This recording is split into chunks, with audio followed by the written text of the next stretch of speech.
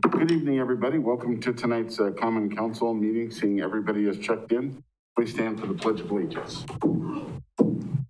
I pledge allegiance to the flag of the United States of America, and to the republic for which it stands, one nation, under God, indivisible, with liberty and justice for all.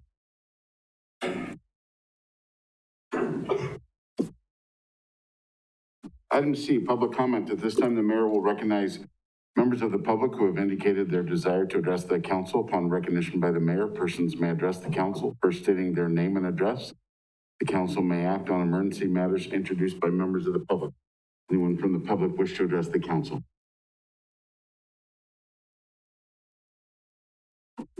Good evening. My name is Kim Lozinski. I'm at 1813 West 5th Street in Marshfield. And I'm here tonight to speak for myself and others in the community that would like to show support for the mayor.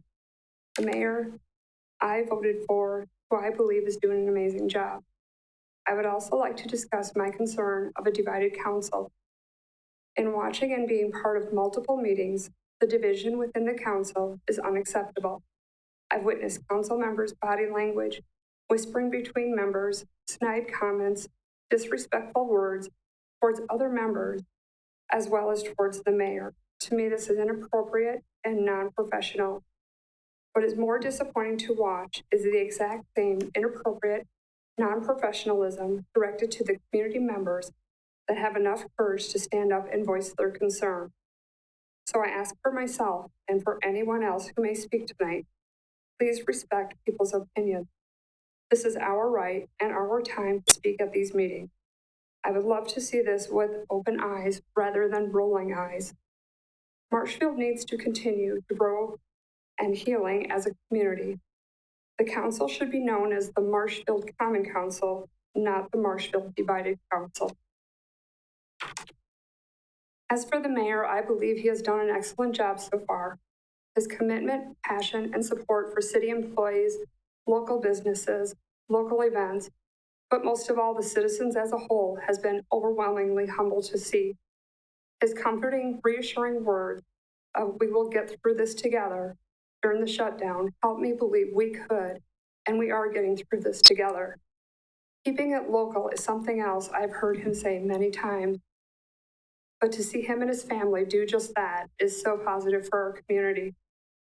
There are numerous great things that he has done for our community and is still doing, even with all the scrutiny of the last several months. I question how a man who has done so much for my community can be worthy of entertaining the thought of a dismissal. I just don't understand it. If the concern of his leadership is of this magnitude, I don't believe 10 people can make this decision. It should be up to the citizens. I would like to revisit what Jim Hiller said a few meetings ago. Let the citizens of Marshfield determine his fate as our mayor. We voted him in. Let us decide, not 10 people of the Common Council, or I feel like I should say the Divided Council. In closing, I personally would like to say thank you, Mayor Bob, for your service. You're a great mayor and a better human. Thank you. Anyone else from the public?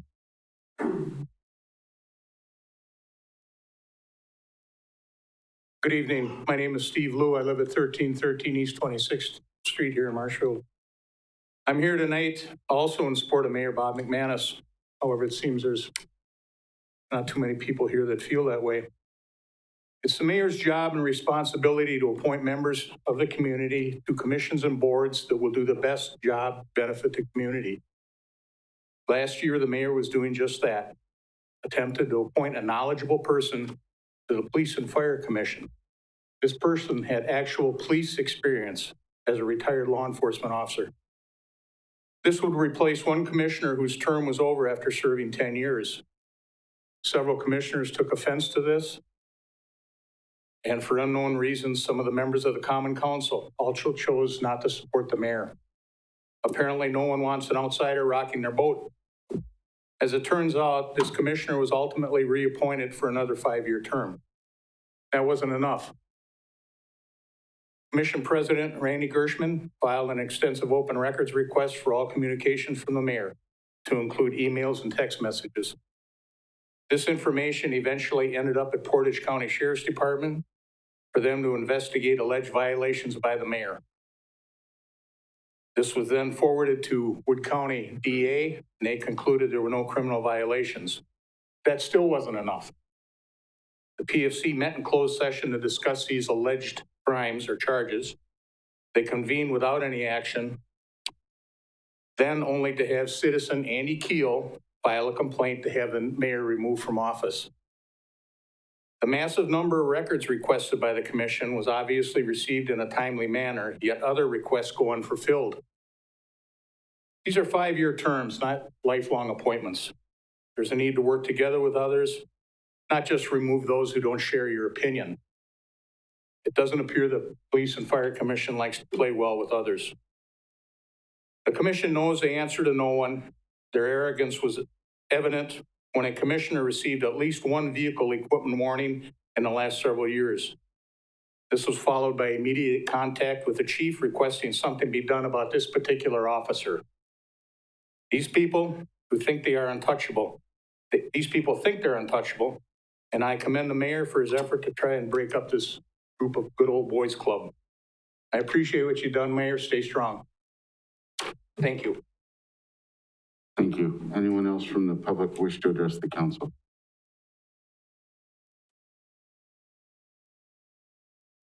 Good evening. My name is Becky Hebner-Lew, and I reside at 1313 East 26th Street. In order to have an open records request filled, a process is required. I followed the process for an open records request on August 26, 2020. I do not understand why this has not been. I obtained records from an outside agency in a matter of days, and even previously requested records from Marshfield that were very large files were received in a reasonable amount of time, just in a few weeks. My perception is that there's something in the records that someone doesn't want the public to see. Again, I do not understand what is taking so long. When asking for updates since October of 2020, this is what I typically receive. Your request is still in process. I will provide you with additional updates as they are available. On January 8th, I asked that the request be amended to remove 2 items deemed to be holding up the process extensive. I did this thinking and stating, trust that this should expedite receipt of said records exponentially. I was wrong. On February 4th, I sent this communication. A 6-month time frame to receive records is totally unacceptable. Is the plan for me to receive the records after the arbitration suit is settled or Chief Graham's employment status changes, or not at all? I received the following reply. We will provide the records to you as soon as we can. I should be able to provide you with a date in which your request will be completed next week. After that, I received a couple of emails indicating record fulfillment to be completed by the end of February. Finally, on February 25th, I anticipate your request will be finalized tomorrow, which is February 26th. Upon completion, required notices will be sent to the record subjects under Wisconsin Statute 19.356 and are subject to the timelines identified in the statute, which allows the record subjects to augment the records to be released. I will contact you directly with final payment information early next week and will release the documents to you as soon as they are available following the expiration of the required time period. Now, please note, no specific dates to support the statute shared. So I should have received the records on March 5th. March 6th, I wanted to provide an additional update. Progress on your request continues. Required notices are in process. I will provide you with an additional update midweek. So I replied on March 6th, in part. Today, over 1 week later, you stated required notices are in process. How does a request go from a tentative end date to a generic notices are in process? Exactly what date have the records been sent to the subjects? From your update dated February 25th, subject to the timelines identified in the statute, which allows the record subject to augment the records to be released, I believe the timeline is 5 business days, which is never stated. Last night, I received an update saying that there are now 2 different notices that apply and that a 12 business day notice is needed. I do not understand why these records are not being released to me timely. What is in the record that is not intended for public eye? It's very frustrating, and I don't know what to do. My only other recourse is to seek legal action.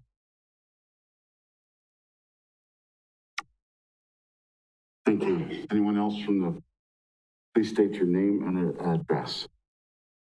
I'm Jim Hiller. I live at 1011 East Grand Street in Marshfield here. On February 22nd, 2021, I sent a request to Council President Rick Thomas. This is a citizen's complaint against Alderman or Alderperson Spiro. I'm going to read that to you so you guys know what I'm trying to say here. I am filing a citizen complaint against Alderperson Spiros for abusive, demeaning, and hostile behavior unbecoming a Marshfield alderperson.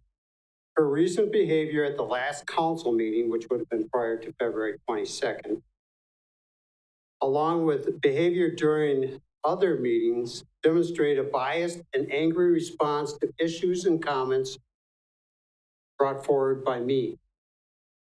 In her most recent tirade, she focused her anger directly at me and the other citizens who commented.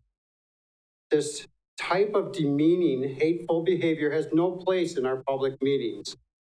Aggressive actions such as those displayed by Alderperson Spiros hamper the free exchange of information and hinders the right for citizens wishing to ask questions and make comments concerning their government. An alderperson should never allow personal opinion to affect how they address the public. At the first meeting, Alderperson Spiros personally singled me out and verbally attacked me and my character. Did she do so as a warning to other citizens who question her or other city government authority? During that verbal assault, she said that she has stalked, she didn't use that word, but that's how I feel, me on Facebook, and that she obtained the info for her assault from my posts. She took the entire police chief and police and fire commission debacle and refocused it on me. It's pretty effective. I expect the Marshfield Common Council to take this complaint serious and thus take appropriate action necessary to correct. I shouldn't have to feel that I cannot express myself to my elected representatives. I signed it off saying respectfully, James D. Hiller. This is a complaint that I recently filed. I'm requesting now that Alderperson Spiros resign as a Marshfield alderperson. Should she refuse to do that, I request the Common Council issue some type of discipline. I don't know what you would do, but that's not up to me. And should that not occur, ultimately the citizens of her district need to vote her out of office. In addition to my complaint, I do have additional comments, concerns, and questions. I can only suspect that her attack on us is due to her personal attachment to the issue. And I'm talking most likely the chief's issue, maybe the police and fire commission issue. Supposedly there have been other complaints filed against her. I've heard she has actually taken pictures of citizens and city employees who had attended an officer's hearing concerning Rick Ramza and then emailed them to her or emailed them to him. If this is the case, then my concern for our safety becomes an issue. Who is taking my picture now? And what will they do with it? What lengths will she ultimately go in her involvement? Have we hit a personal nerve? A couple citizens who have never attended a council meeting prior commented about the stares and daggers that she throws at the audience. They were actually amazed that she was the only one out of all of you doing it. In closing, I will never allow an elected official to berate me for wanting to make my community better. Everyone in this room needs to remember that the Common Council works for us. We, the people. It is time that the citizens reclaim this power from the elected For some of them have placed themselves as the elite. Every resident of Marshfield needs to go to the city website and actually find out who their alderperson is. I would reckon that most of us here probably don't even know who our alderperson is. I do. Don't forget the right to address the entire council too. Every one of you has the right to come up here and address the council. It's easy, and I'm sure there is help for those non-computer wizards. We should be directing where we want our city to go, and our aldermen and women are supposed to follow our wishes. We have failed recently. Due to our complacency to get involved, we have allowed our great city to become the mess it has. It's time to get involved. It's time to let your alderperson know, be it positive or negative, what you feel about the assault on our mayor. It's time to let them know that we need a new police and fire. We need all 5 new members. It's time to get involved. Find your alderperson and email them your concern. Do it tonight. Thank you. Thank you. Anyone else wish to address the council? All right, seeing no one, we will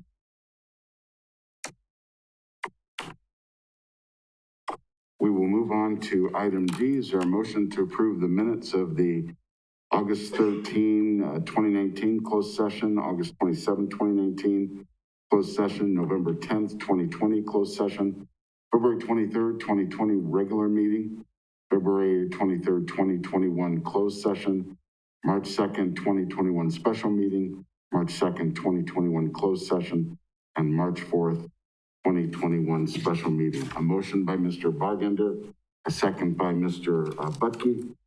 Any discussion? Please vote.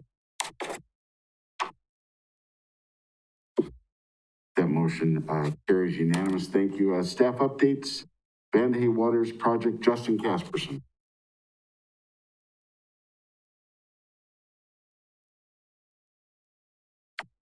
Good evening, everyone. You would think based on today's weather, that pool would be opening up pretty soon, but it's not. We're a little ways away yet. Their contractors have been clearing away the wood, forming the pool walls. They're thawing the ground for installation of piping, and they're doing backfilling around the exterior of it. They're installing electrical junction boxes around the exterior. They poured the slide foundation, which is a picture in your packet, today. They're doing soil bearing pressures to check and make sure everything is stable. They're installing pipe for the pool building, and they're dewatering the deep end yet. For the building itself, they sealed the exterior mason sills. They finished installing the foam installation. They completed the exterior wood blocking, foaming, and furring.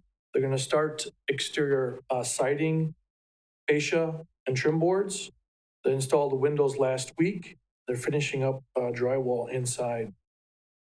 Final donation signage is being completed probably in the next 20 to 30 days, and that'll be wrapped up. So any donors who are still interested in giving to the project should contact our department as soon as possible, because we'll have to finalize it at some point and get the signage in production. The project still remains on schedule and still on budget. I hope to schedule a meeting with the council at our April meeting sometime later for you guys to take a look at the building. Hopefully the weather's cooperative too. All right, any questions for Justin? No? All right, Justin, thank you. Next up, staff updates, plans for reopening City Hall and the library by Steve Barg. Thank you, Mayor. Well, I want to give you an update. We've obviously been dealing with a pandemic for a long time now. It's been about a year. I think it was like March 15th when we had a meeting involving the police chief, the mayor, me, and others from the community talking about how to handle this. We had the first case in Wood County pop up. For several months now, we've had facility closures, including City Hall and the public library.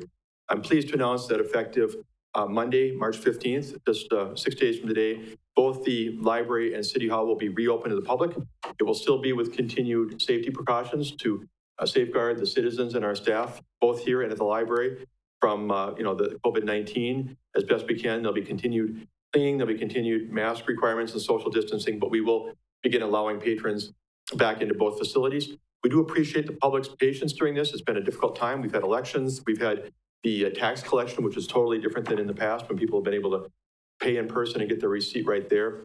We found the citizens to be quite patient in working with us, and we appreciate that. Many of them have found that they can access some of our services online and in other ways that they didn't realize before, and we're grateful for that as well. So I want to thank Jill Porter from the library and working with me on this, and I'm pleased to announce that we're moving forward on that. And as a result, that resolution that you adopted back in the fall, and I'm grateful that you did, give me the authority to make further restrictions. We're going to let that one go away now. We're thankful to see fewer cases of COVID. We're thankful to see the vaccine more prevalent and to be moving hopefully in another direction on a long-term basis. Any questions for Steve? No? All right, Steve, thank you. Item F, mayor's comments. There are none. Item G, council comments. Anyone from the council? Mr. Hendler. Thank you, Mr. Mayor. A comment I had, I received a call about a week ago from a nice lady, elderly, but she considered me a youngster compared to her age. So, but anyway, her concern was, one, that she watches the council on a continuous basis, which we really appreciate hearing that. But she does have an occasional problem hearing us, either because of the mask we wear or that we don't turn on our microphone. So I'd like to ask my colleagues to do both to accommodate some of the people in a community that wish to listen to the council. Thank you. Any other council comment? Mr. Bargender. Thank you, Mayor. I just want to applaud the efforts of the Marshfield Police Department, K-9 Officer Rika, and the other Central Wisconsin law enforcement officers involved with the recent apprehension of many drug dealers here in Marshfield. I hope this effort will continue with more arrests in the future. Thank you. Thank you. Any other council comment? All right, seeing none, we'll go on to reports from commissions, boards, or committees. Any reports from commissions, boards, or committees? All right, seeing none, we'll go on to the consent agenda. Is there a motion to receive and place on file, approving all recommended actions in the consent agenda? Motion by Mr. Hendler, a second by Mr. Butke. Any discussion? Seeing no discussion, please vote. And that motion carries 10-0. Thank you. Item K, presentation report regarding cat overpopulation, introduced by Bob Larson.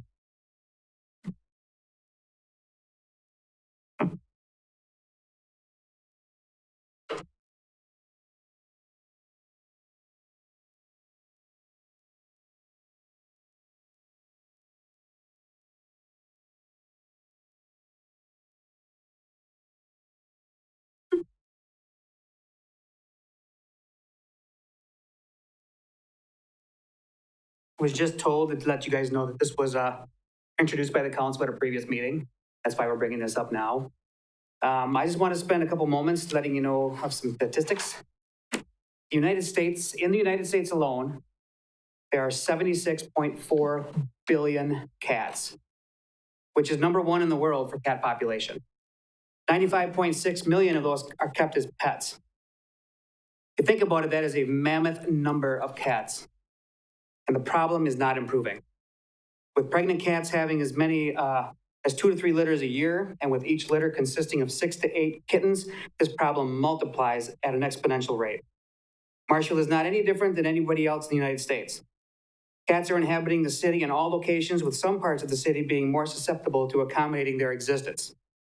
Last year alone, 427 cats were taken out to the Marshfield area pet shelter. In the previous years, 3 years to that, 1,219 cats were brought in, bringing the 4-year total from 2017 to 2020 to 1,646 cats. That number does not even begin to identify the actual number of cats that are living within the city. We all know there is no census for cats like we filled out last year. With that, to talk about the trap, neuter, and return, I'm going to introduce Bree Richardson, who's organizing that, Caitlin Loberg, who's the manager at the Marshfield Area Pet Shelter, and Karen Rao, who is the executive director also of MAPS.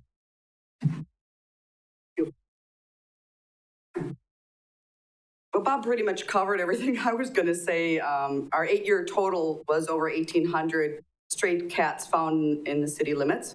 Of those 1,800 cats over the last 8 years, there was only 190 of them returned to their owner, to give you an idea of what the return the owner rate is. So that's only about 10 or 11% of the cats that are brought into us are actually returned to their owner. So on average, we take in around 226 stray cats from the city of Marshfield. Approximately half of those are kittens under the age of 5 months. So our goal is we need to try to get control of the cat overpopulation problems that we're seeing, like Bob said, nationwide, but we have it here in our own community. Part of the things that we would like to do is we'd like to try to provide some low-cost spay and neuter programs or opportunities for pet owners, try to get them to spay and neuter their animals. We also spay and neuter all of our adoptable cats. We've had 400 or 500 cats adopted out last year. So that's a lot of cats getting spayed and neutered. But really, until we start figuring out how to reduce these numbers, we will keep being inundated at the shelter with all of these cats and kittens. The sad part for us, too, is that we've seen so many kittens come in that are really, really sick. So many of them have lost eyes and suffered. And we want to try to nip this. The reason we're here is because there is an ordinance out there from the city that we are asking for you guys to consider redefining to help us accomplish our mission for these stray cats and getting more cats spayed and neutered. And that is part of this TNR, trap, neuter, and release that we would like to present to you. So Bree will talk more about that. Hi everyone, my name is Bree.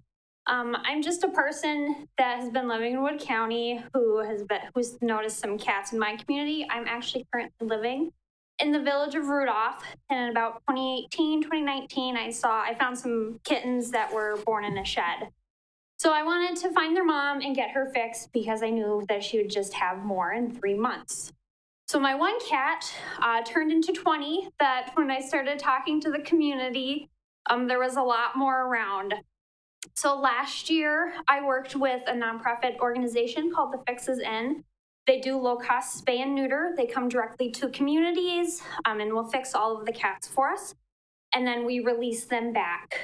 It's a quick process. It's relatively affordable. I've started working on grants and donations so that if we can come to your community, we can try and provide a lot of it for free. Because a lot of these cats are in low-income communities, and one cat is only $40. When you have 20, 50 cats, it gets to be a lot. So to just give you a little bit of background, in June of last year, I trapped 20 cats within the village of Rudolph. I don't know if you're aware of the size of that place, but it's really small, and that's a lot of cats in one area. Since COVID hit, we had to delay when we could get them fixed, so our hope was March to prevent any kittens. We had to go to June, so I ended up removing 12 kittens. One had to have an eye removed because it was punctured. I had to end up euthanizing one kitten because it had a deformation and she couldn't eat. She wasn't going to survive. And then I had 7 more that had any parasite you can think of, roundworms, tapeworms, respiratory infections. And I was just a person caring for them in my entryway to just get them healthy and adopted out. Because by June, every shelter, including MAPS, they're just overran. As she said, they have hundreds of kittens that come through, and they can only help so many. So now that all of the adults have been fixed, we're working a little bit more in Wisconsin Rapids, Wood County, to try and provide this to other communities. And I try and keep an eye out on my community to see if there's any others. So I did catch a male and got him neutered, but since no other cats are showing up unfixed, we're gonna have 0 kittens born in the village. I know a lot of questions that I've been getting is why can't we just take all of these cats to the shelter? And the biggest issue is if a small community like the village of Rudolph took 20 cats to a shelter, that is a lot of cats at once. some of these shelters, MAPS, Southwood County, Portage County, they only have so many cats they can care for at once. And then the other issue is cats, once they reach 12 weeks old, if they have not had exposure to people, being fed or even just touched, they are terrified. They don't want to be in your house. They're really hard to home. So I know there's a working cat program at MAPS. Karen can talk more about that if you guys have questions. But if we were to bring all of these feral cats in, that would take away from anyone who might need to surrender, who I've been noticing with working with shelters, there's a lot of people going into hospice that need to surrender, some unfortunate situations to help the community members. So providing TNR, we would be able to fix some of those cats that couldn't be homed, that are out in the community already, that you likely don't know about because they're mostly active around like dusk to dawn. So a lot of people I talk to don't know there's more than 5 cats in Rudolph. When I tell them there's 20, they're just astonished. Because if you were to put a trail camera out by your house, I bet you would see around 1 to 5, especially if you see paw prints in the winter. They're around, we just don't see it. So by fixing a lot of them, we could cut down on the cats that are showing up at MAPS, all of the sick kittens that MAPS is caring for.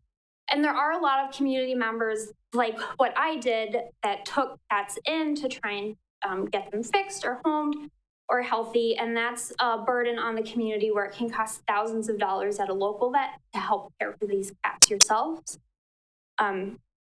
So I'm not an expert from any organization. I don't work in animal services. I work for the state as an environmentalist. So I understand the other struggles that a lot of people might have with birds and wildlife.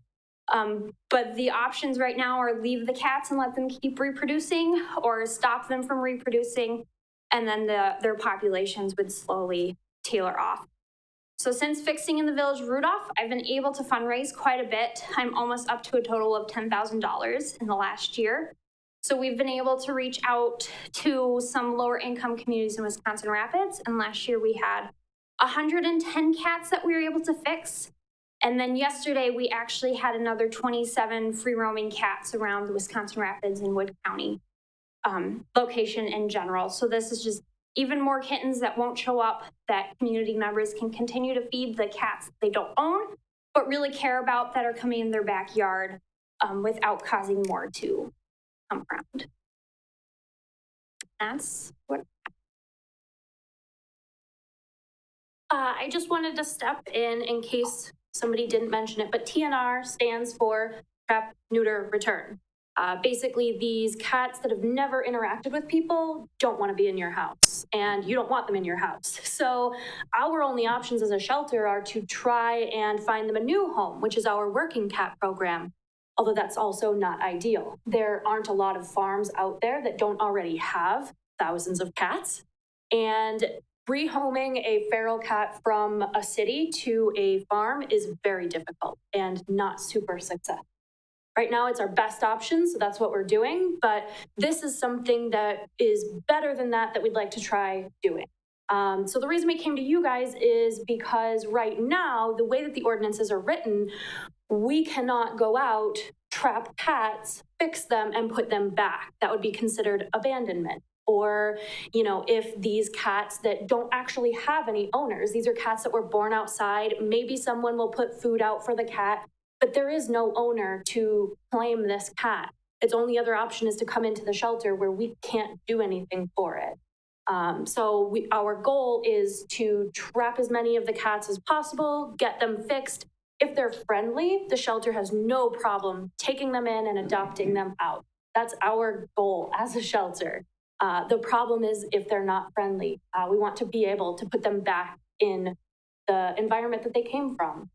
There's tons of research out there on how beneficial it is, the long-term effects it can have. The other benefit for the city is that Bob here gets paid to go out and pick up all of these cats.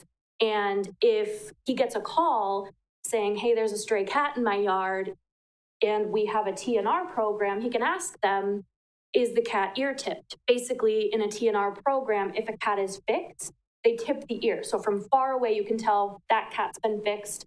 That's a feral cat, let him be. The fixing process helps with spraying, yowling, lots of issues that people have with stray cats. So if Bob were to get a call saying, hey, there's a stray cat in my yard, if he asks them, is the ear tipped? And they say yes, then he can confidently tell them that's not someone's pet cat. He can stay there. That's just where he lives. And most people will not have an issue with that. There are so many community members because we're their first contact when they find an animal. It has to go through the city, but they always inevitably call us first saying, I found an animal, what do I do? And even not just in Marshfield, we get calls from all over central Wisconsin. So this will just help us to help the community, basically. The other thing that we came today to ask is if you have any other questions. There's lots of information out there about TNR. So we're happy to answer any questions or concerns that anybody might have about it. All right, Mr. Butke. Thank you. Just a couple of things that may help. And Bob, correct me if I misspeak. If you have a pet cat, you must have a license for it.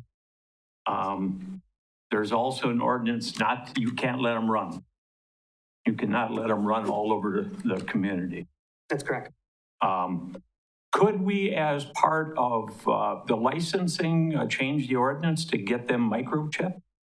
And then you could find out if there's people in town, because I really believe, I know for a fact in my neighborhood, I see people that let their cats run. And we all know what's happened there. So if we were able to microchip them, then you could go back to the owner and take care of it. That would help. And what you guys are doing is awesome. The feral cats and stuff. But I think, and if you need the ordinance, you mentioned about strengthening the ordinance, Bob, or whatever. Mm-hmm. I want to hear about it at some point in time. Bring it back and see what we can do for you. I would love to hear Hap's thought on that eventually too, because I don't know if releasing them really qualifies as a ban. But I'd be very entertained in hearing if there is any issue there. Right along with the microchipping thing too, I don't know what legal leg that would be difficult or not. I'm not sure. And I think there's a couple different things you can do. I'm wondering, given what we're talking about, try to form a committee, because maybe you guys are a committee, something to be looking at, maybe a more global approach. Maybe, I'm sorry. Here I am violating all of those rules. There may be some things that could be done to address that overall, in addition to what you're talking about here. So, and one of those things, just off the top, you might be able to include in the ordinance that if a cat is found over a period of time, you might be able to spay or neuter it if it hasn't been, whether it's chipped or not, or whether, you know what I mean? You could do that. And then if it's returned back, the cost be pushed back on the person or the owner. So there are some things I think you could look at. What I would suggest is that it start with maybe looking I'm assuming there's been some discussion out there. I've never looked at this, but in terms of groups that have probably looked at this and to what extent other communities have done that and what their ordinances look like. If you want to shove that stuff through to me, Bob, and I can take a look at it then, and maybe, the next step would either be to bring it back here or look at asking for a committee to be formed to look at it. Because just one piece of this may not give you all of the ability to take care of this the way, or the best way that it could be taken care of, because it certainly sounds like a tough problem. And MAPS, if I'm not mistaken. Yeah. Don't hurt me. It's free microchipping through MAPS. For animals that come in as strays. The animals that Bob brings in as strays, or any of the contracted areas that we work with, we also work with Spencer, McMillan, Richfield. Any animal that's brought in, we offer to get that pet microchipped for free before they leave the facility, because they're already there with us. But we have had people say they don't want it, which is just baffling. But yeah, that's one of the roadblocks that we hit. Mr. Witzel. Thank you. I have a household full of pets. They're all rescue pets. One of them is a one-eyed cat that we got from MAPS. So I can understand your issue with the one-eyed cats. I had a variety of questions, and I think some of those have been answered through the discussion, but Just a couple follow-up things. How do you identify loose pets versus feral pets if they're not chipped? I think that's the big struggle, and I don't know if that is even an important thing to worry about or not. The one thing I kind of disappointed I didn't hear was impact to wildlife. You talked about the expanding population, but you didn't exactly touch on the impact it's having on the wildlife within the area. I don't know if you have that information or not. Yeah, go ahead. So there's really no specific for like central Wisconsin. So my background is environmental. I did a bachelor's of science at Stevens Point, and I have a grad degree in wetland, and I've done a lot of ornithology work. My husband's a wildlife biologist. So as personally, it is upsetting how much wildlife cats do kill. And I mean, even in urban areas, they're killing mice, shrews, reptiles, birds. And I know that's a common complaint people get. There's a cat sitting at my bird feeder. But the other option is removing every cat. And that's not really being done, and it's not feasible. So a question that I do get is, why don't we just euthanize all these cats? One, no one's going to do that. No one wants to sit there and kill 600 cats. But by fixing them, we're stopping that reproduction. So I'll give you the example of the Village of Rudolph again, because that's where I started. So when I fixed them all in June, I was able to remove 12 kittens. So that already decreased the number of cats on the streets. And then people kind of know which ones are the friendly ones that could show up to maps. So I was actually able to remove another one. And then people, even though they don't own the cats, they start to get to know them, and there are people that will bring them in the house.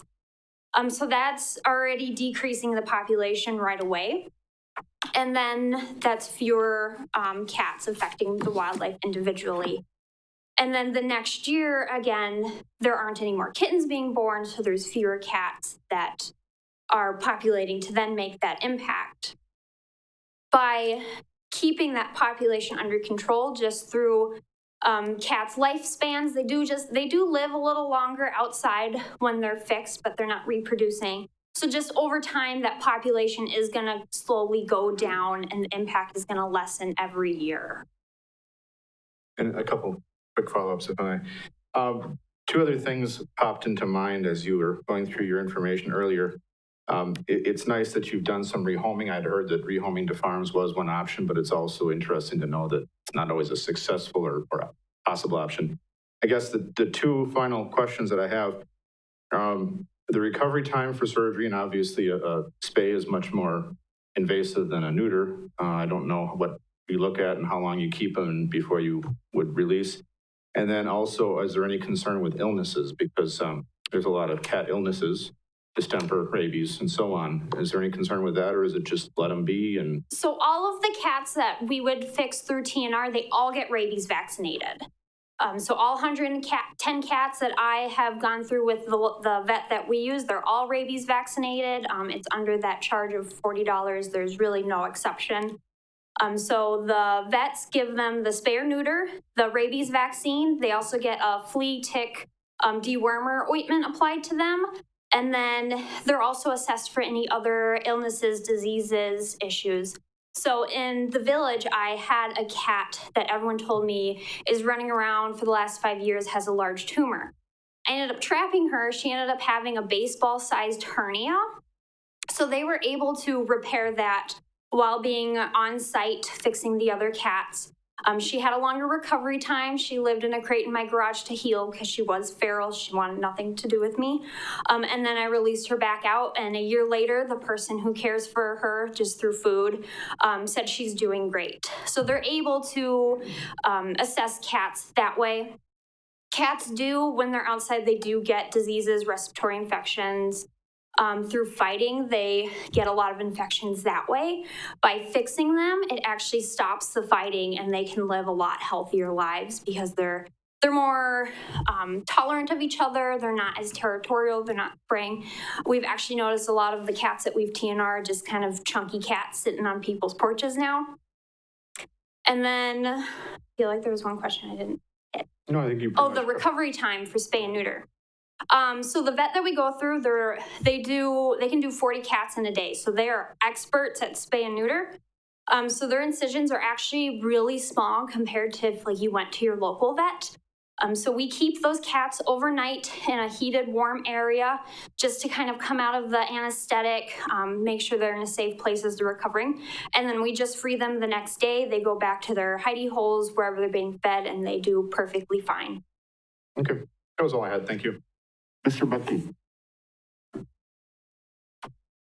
You know, we've heard a lot what the whole group is doing, but, and I've said this before for the pet shelter, and I'm not, anybody that knows me, I'm not just doing it because you're here. I've said this in the past. I really believe we should be increasing our pet license and more money should go to the pet shelter. I mean, we just all see and hear what they're all doing, and you got a task. You really have a task to take care of some of this. So I know, I got it, Steve, so I don't have to bring it up under. All right, thank you.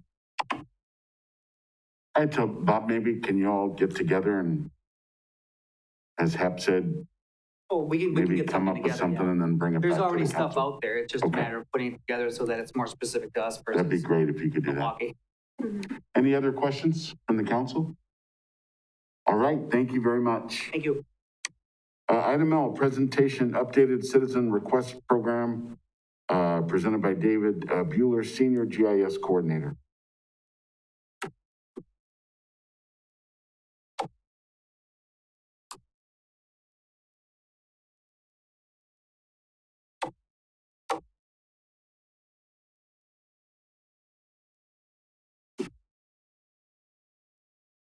Doing this right.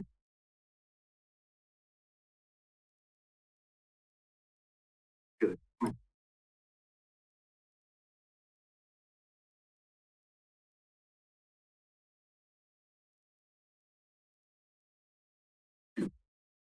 All right, thank you, Mayor. Thank you for this opportunity in front of the council. It's not very often I get to get up and out of the basement. I'm the GIS coordinator for the city. It's been 4 years almost to the date that I've been up here talking about the same subject, so kind of cool. So here today to talk about the citizen complaint system. It's basically a makeover of the current system that we already have called geo-reporting.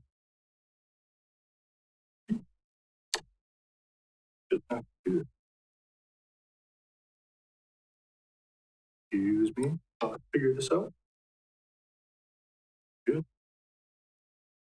Okay, so a little bit of history. Like I said, about 4 years to the day, I was up here presenting on the same subject. Went live April 1st, 2017.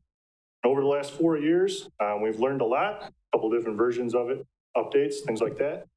It was really designed to be a completely in-house system from start to finish, from self-reporting to staff entry, notification systems, record management, statistics, reports, the whole 9 yards. And we had about 650 reports over the last 4 years and a lot of lessons learned. So really, one of them comes down to the obvious, really naming it something that people would identify, and that's why we went with the citizen complaint system. It's still the same nuts and bolts under the hood. Its major components are all still there. Just a little bit rebranded and a little bit different back end. So the GIS-based entry form is the same, a little different. It still has automated emails, and that's how the staff gets the notification that something has been submitted. And there's some new features added to that email that'll help staff follow up quicker. And then there's also some feedback to the citizen, whoever submitted it, if they so choose to enter an email address. Where the big difference comes from is the decentralized backend. And that's really because there's no one size fits all in what we do. So some of the biggest customers I have so far are the development services, engineering, and streets, all kind of tie into that decentralized backend. So when something is reported, they have methods to follow up on the backend that you may not see come through. So, and then there's also a lot of high-level statistics that are generated from this. So then From there, some things to note. Geo-reporting will be retired. That technology will go away, and it will be placed up with the forms and things like that. And another big thing we had was no anonymous complaints anymore. It's just too hard for staff to follow up on and keep on top of things that may or may not be erroneous. And it's easier to talk to somebody about what they're seeing so that you make sure you get the right pothole or the right fence or the right whatever issue you're having. And the best part is there's no additional dollars going towards this. It's all used on our existing GIS investments. So with that, the two fun parts, here, which is the entry form and the dashboard. So the form looks a little different than what its current format is, and it's more streamlined, more user mobile friendly. It's pretty straightforward. All you got to do really is think about where you are. So if you're near a road, I'm having a road issue, it's going to then go through and give you all the choices that you can have for roads. So if you got a pothole, a damaged sidewalk, it's going to do that for you. And then you just type in a little bit of description. It's not required, but whatever. You can enter that if you want. You can search for the address. You can just click on the map, and it'll pre-populate some of the information to help staff identify where it is. And then comes to that part where you need your name, address, and phone number for follow-ups, and then an email if you would like to receive any correspondence that way. Once it hits submits, it's going to work its way through the system. Staff is going to address it however they have in their method to do so. And at the end, we get some cool statistics out of it. So you'll notice 4 things on the left side, which is the self-reported complaints.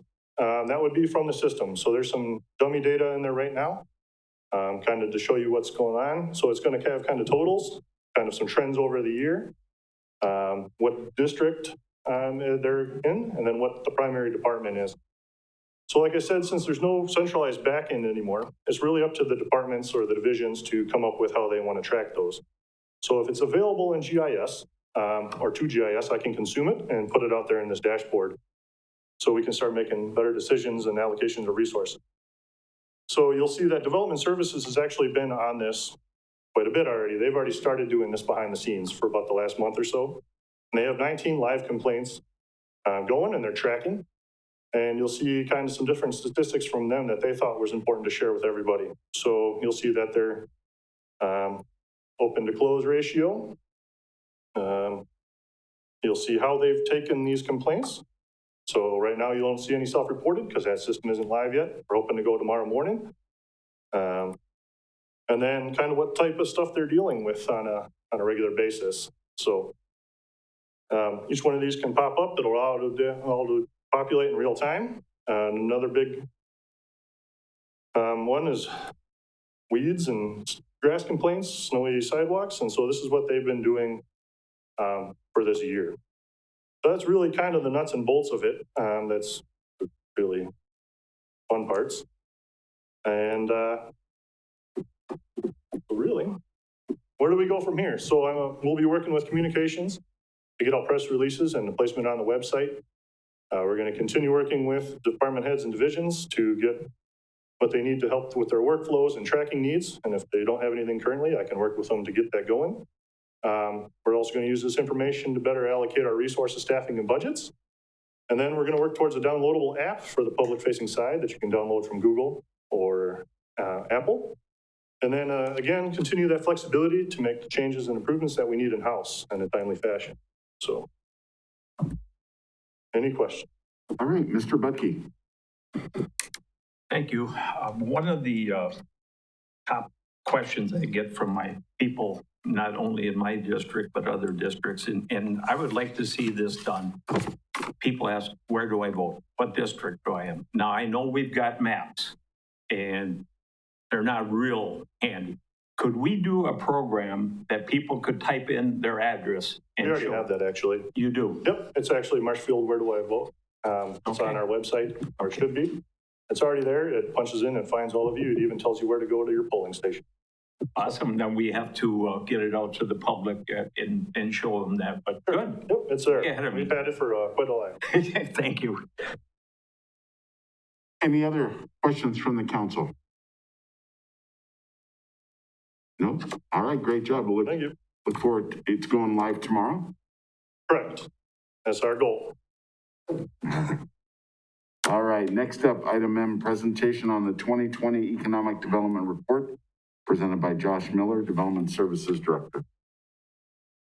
Thank you, Mayor. Those are two difficult presentations to follow. I actually appreciate David's effort in this process. He's worked closely with our department, and we're excited to have that data kind of repository to be able to track those things a lot easier. Also learned a lot about cats that I didn't know. Very impressed. All right. Well, it's my pleasure to present the 2020 Annual Economic Development Report. I guess I'll take that off. I prefer to have it on, but if you guys want me to take it off, I will. I'm just going to start with some of the highlights, some of the completed projects through 2020. Quality Tank Solutions did their 60,000 square foot facility. It's kind of their unloading, offloading facility when they get new raw materials onto their campus. Custom Fabrication and Repair did a 20,000 square foot building. Superior Gas has a new office on West 14th Street. Cardinal Health has a new office on North Galvin Avenue. Menards remodel and warehouse expansion took place in 2020. Nelson Jameson headquarters remodel, they finished that up in 2020. Taco John's had a nice remodel project and a drive-through expansion. We also had two apartment projects in 2020. The Islands of Marshfield, which is over by the tennis courts at Senior High, their project was complete. And then the SC Swiderski project, their first phase is done. They should have their second phase done in 2021. Looking at some of the building permits, 2020 was a very busy year for our department. We had more building permits in 2020 than we have in the last 10 years. Not all building permits are created equal. So some of them are, a lot of fence permits and other things like that, electrical. So you see the dollar value on here and you see $34 million worth of estimated value of permits. That doesn't mean we have $34 million worth of new value. A lot of electrical work and plumbing work and things like that really don't add value, but they are tracked through our permit process. The number of homes, we're on an upward trend in the last few years. Prior to 2017, our average single-family home start was about 10. Now we're averaging about 15 with 3 to 6 duplexes a year. So we've talked about the lack of number of lots. We keep eating up our lots through development, but that's a good thing. We'll be back, I'm sure, very shortly to talk about how we're going to address providing new lots to the community. Looking at the assessed value through our MRI program, we started that in 2017. We had a better ability to track the assessed value of new homes. So 2018, we have $5.2 million worth of new residential value. 2019, it was down a bit, $3.9 million. 2020 values we don't have just yet. Oh, I'm sorry. Marshfield, MRI stands for the Marshfield Residential Incentive Program. That was a 3-year program adopted by developed by the Economic Development Board with support from Wood County Wastewater Treatment and then the Common Council and the Economic Development Board. That provided an incentive for home builders and homeowners to build new single-family and two-family homes in Marshfield. So when they completed their home, they were able to and got a certificate of occupancy, did all the inspections. They were able to get kind of a rebate based on the value of the home. So that was a very successful program, and I'll touch on that in a little bit. The number of lots, we have a lot of lots in the city of Marshfield, just not very many buildable or desirable lots. So we look at, obviously we've not created a whole lot of new lots because we haven't developed a new residential subdivision since 2008. Single family subdivision, I should clarify. So you can kind of see that we're starting to run out of desirable developable lots. Now, one of the interesting things in 2020 is there's still a big demand for new homes. And so people started developing on lots that we didn't consider desirable or really feasible for development. So people found a couple lots, I would say 3 or 4 of the lots that were developed in 2020 weren't on our radar as desirable lots because there's a demand for new residential lots. Interesting thing, we started to see an increase in home sale price, median home sale price. Just in the last 2 years, we've increased almost $15,000 per home sale or per home. That's a pretty significant jump. And so that's in at our last economic development board meeting, one of the realtors in attendance said that we have 21 homes without any kind of offer or accepted or contingency in the city of Marshfield. That's basically homes from $0 to $1 million. We have 21 homes basically on the market. That's critically low. So you can see there, and with low interest rates and everything, there was a lot of activity this past year. It's great to see our population is showing an increase to the Department of Administration estimates. Back in 2017, the estimate was 19,061. This last year, we were at 19,478. So that's a good increase over that time period. Even though 2020 was a challenging year for many, and it was for a lot of us, as far as the number of business additions and losses, it was actually a decent year overall. We did lose 11 businesses, but compared to 2019, which didn't have a pandemic attached to it, we lost 12 businesses in 2019. We still saw 20 new businesses in the community and 22 expansions or relocations. The unemployment rate is understandably higher than it has been in recent years. Wood County generally is a little bit higher than Marathon County and the state overall, so that's not anything new. Obviously, we had a Verso close the paper mill or shutter in 2020 down in Rapids, so that had a big impact. But from everything you hear from Wood County and Wisconsin Rapids, a lot of those folks have found jobs. So that's a really good positive sign for the economy. County sales tax, I know there was a lot of concern during the mid-pandemic that, what's going to happen to revenue? Are we going to be down in revenue? And actually, we were slightly up in all the regional counties from Marathon, Portage, and Wood. Lincoln and Clark counties all had a slight increase in sales tax revenue. Property values, this is an interesting graph because it kind of illustrates the issue that we've been talking about for a couple of years now, the disparity between the assessed value and the equalized value. You can see the assessed value is the tan line, and that really is the value that's, I think we're at around 80, we're under 90% of our equalized value. And we really, as soon as we get to that point, we've got a couple of years and then we've got to do a reval. So you can start to see the disparity increasing, and that's a concern. We want to get that back closer to 100%. This chart does look concerning on the surface, but it's I think I can explain why. This is the net new construction, and you can see the net new percent of net new construction as a total and as a percent. In 2018 and 2019, we had very exciting new projects from Forward Bank and PCA. Those were significantly, multi-million-dollar projects. And so you see that those are two big jumps, and those are great projects to have.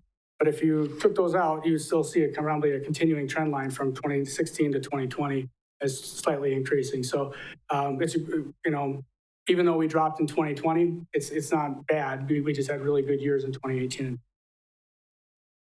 And looking at the tax incremental finance district increment and value, some of our projects obviously happen in TIF districts, and some of them are through incentives and development agreements. But overall, the increment seems to continues to increase. And then you can see that the chart shows the overall total value of our TIF as well as the increment from last year. Tourism did take a hit with the room tax amount collected, obviously with fewer travelers, fewer business travel, fewer leisure travel, obviously a reduction in the amount of room tax. So 2020 numbers are understandably lower than they have been in the last number of years. We were on a really good trend for a while. So in 2018 was a record, and 2019 was right behind it. Unfortunately, with COVID, we don't have final numbers and won't have those until May. As far as things happening in the downtown, obviously the downtown is a place where you want to have people gathering and getting together, and that was a challenge during the pandemic. They were still able to do a number of activities, including a fall scavenger hunt, downtown VIP getaway. They did social media campaigns. They had a fundraiser for Love Local, Shop Local, and that helped to raise money for some businesses to get a grant to help them with their social media and marketing and promotion. That was a really good project. And I touched on the businesses, but in downtown, there were 13 new businesses. 7 businesses did move out of downtown, but relocated, a lot of them still in the community. 5 businesses did close, and then 6 relocated within the downtown. The Wenzel Family Plaza is a staple, obviously, now in the downtown for a number of years now. We had limitations again with COVID, but with the pool being closed, we had the fountain was extended, a number of hours were extended, so people were able to bring their families down and still participate in some water activities. And so that got a lot of traffic and a lot of use. They had the off the mat yoga has been there on Saturdays and getting people down there and still socially distancing. And so that was still a very active activity in 2020. There was events with food trucks downtown still. They had Hollow Week, which they celebrated with Main Street Marshfield, and they decorated for the holiday season. And towards the end of the year, they did put up the ice rink, and then that wasn't open until 2021. They did install it. As far as some loans and grants that we have for economic development, loans and grants, we have the Central Wisconsin Economic Development Group, and they had originally they have a 7-county board, if you will. They added 3 more counties to that group this year, and basically that expands to a 10-county area, and that matches up with our North Central Wisconsin Regional Planning Commission. So it's a nice kind of, I guess, it's good to have that in kind of the same area, so it's easier to understand that geographic location. While there were no new loans made in 2020, there were some companies that had to ask for deferrals. There were 20 of them that asked for deferral payments. We worked with them. We were able to extend those loans out, and 90% are back on track. So some of that deferral helped keep those businesses going. As far as the CDBG RLF program, back in 2019, we switched providers or administrators of the program. So 2019 was kind of a down year because we really didn't get going on things. And each loan and program takes a little while. There's some extensive time to that. So, but we were able to lend out over $52,000 in 2020. So people are doing some projects. We had, and we are getting some money back on that as people pay off their loans or sell their homes. The facade program, in 2019, we did have 2 applications that were approved, but they really didn't do their project until 2020. So it's a little bit, it was easier to put the projects in 2020. So in the last 5 years, we've had 23 downtown facade projects, and total of over $250,000 invested from the public, from the Economic Development Board. And that has leveraged an additional over $500,000 from the private sector. So almost $782,000 have been spent in the downtown as a result of this program. Some of the activities the EDB did in 2020, they helped with the sewer service area plan. They got involved in strategic planning, which we hope to adopt earlier this year. They assisted with the READY plan, which is Wood County strategic plan. They provided funding for the Wenzel Family Plaza programming.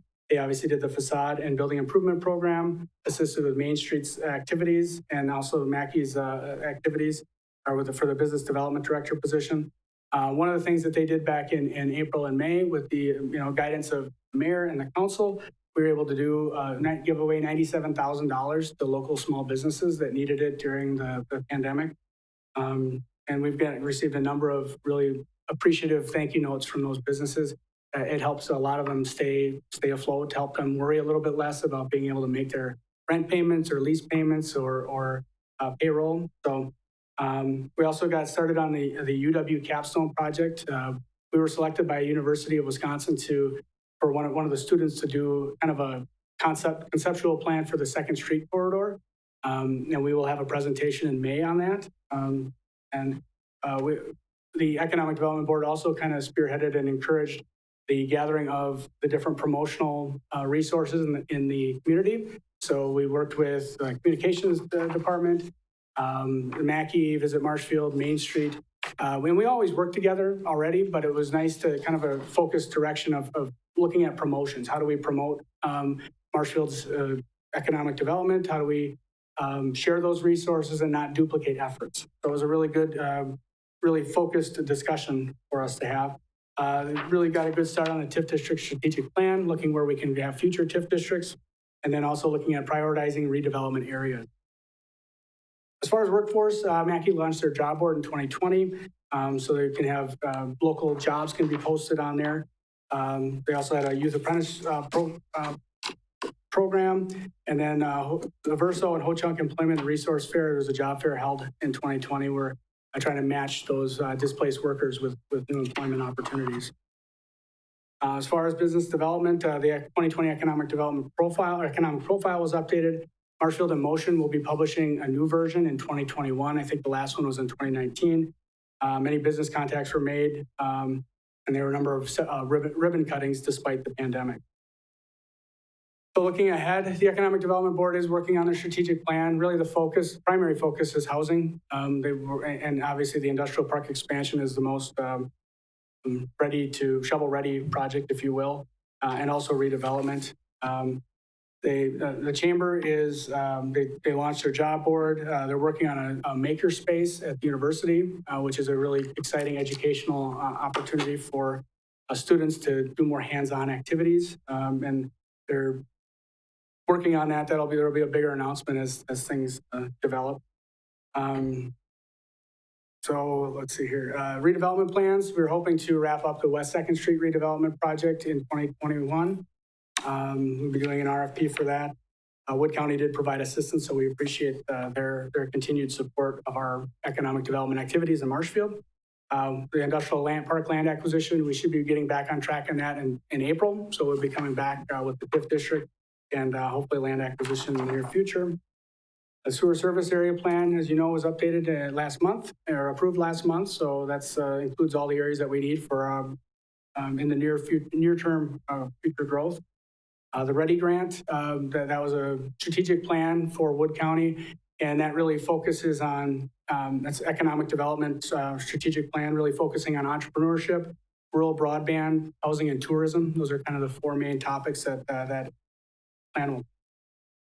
And I believe Karen Olson is on the line from the chamber. She helped with this. I also want to thank Matt McLean from Visit Marshfield, Nikki Reiner from Main Street, and Kaylee Gomez Nikki Reiner from Wenzel Family Plaza, and Kaylee Gomez from Main Street. All of this takes a lot of effort, and our staff as well, pulling all this data together. I'm certainly happy to take questions or critiques if there's other information you guys would like to see on future annual reports or more frequently. Happy to put it together.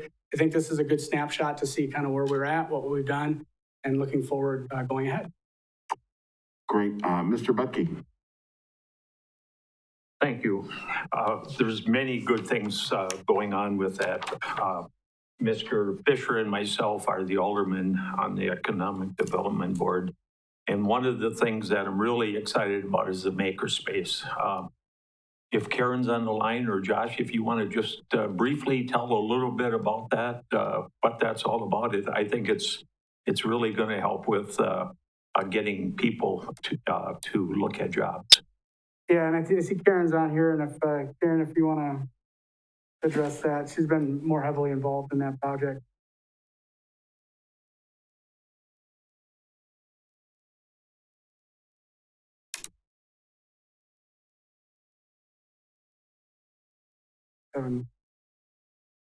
I guess if there's other questions, well, Karen tries to get them. Any other questions while we're waiting? No? Josh, you want to start on that, and maybe then if she comes in? Yeah, it's a collaborative effort, you know, with the chamber, and there's local businesses that are involved that really feel a passion for getting students and people to do things, you know, more hands-on. So like the 5-axis machining, the 3D printing, and things like that. They worked with the university to try to find some space for that type of facility. And they're working on trying to get a grant for it. So they really haven't made a big announcement yet because they're waiting for, hopefully, to get some funding, but they've had some funding from local businesses and really looking to, I think, hit the ground running once it's up and going. But there's an expense. They've got to buy some of this equipment and that, but a really great opportunity for people that, you know, want to learn those things, how to use some of that equipment. Really good educational opportunity there. And once it's ripe, we'll certainly do more promotion of it and get that to this council. But looks like Karen's having trouble with. So, Mr. Wagner. Yeah, thank you, Mr. Mayor. Josh, on the maker spaces, I know a couple of years ago they had a successful one that went down in Rapids, and and grew into a full retail business. But basically, it was a micro project. It was somebody who didn't need 5 days a week of the space. And in this case, they did it as a kitchen that could be used by other people. And the woman who started it, basically started baking her own breads and now has a really, really nice contract with, was it Mystic Sands, I believe is the name of the golf course down in Adams. So yeah, there are, I still work with Carla Link, who is now retired for, I think, the fourth or fifth time.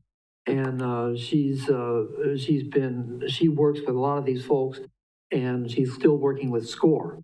And the greatest requests she gets are for those small micro loans, micro businesses that start up, being able to make Christmas ornaments, lathing wooden Christmas ornaments in a shop or something like that nature. I'm glad to see this happening. I'm glad that this is going on. When do you expect a finished product on the Second Street Corridor project? That thing's been hanging fire since before I left here in 18. So. Yeah, I mean, as far as the actual plan itself, we anticipate, we'd like to we'll get a consultant hired in 2021. We hope to have it done by the end of the year, but it depends on the time frame with the consultant. But early 2022 at the latest, we'd like to have a plan up and running and ready to go. Thank you. Could you ask Karen to talk? Karen, can you try again? Unmute yourself and.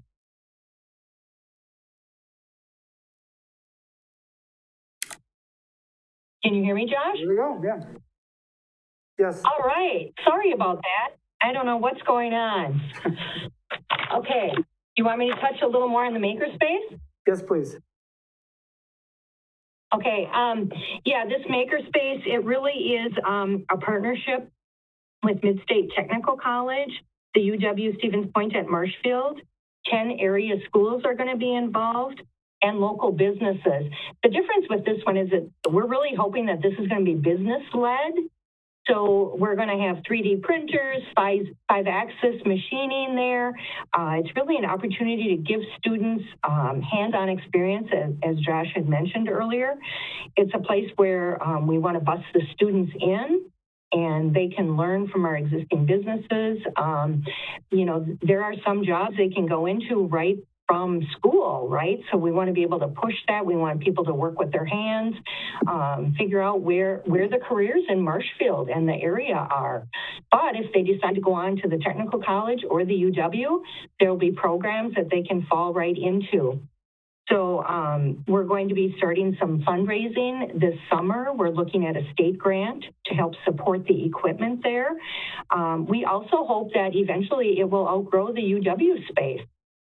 This makerspace could be located throughout the community. It could be located in the back end of a business, maybe in some warehousing space they're not using. It can involve entrepreneurs. They can come in and work with students, or they can, come in and learn from our employers and things like that. So it's kind of a three-legged stool. It's going to be the students, the entrepreneurs, and even clubs. We would love to see clubs using that, whether it's a robotics club or a drone club or something like that. And we just see it evolving and moving forward. It's really not going to be an incubator where businesses are going to start and grow up out of. It's more of a workforce, education and training area. So happy to take other questions if you have specific things. Any other questions from the council? Seeing none, all right. Thank you very much, Josh. Thank you.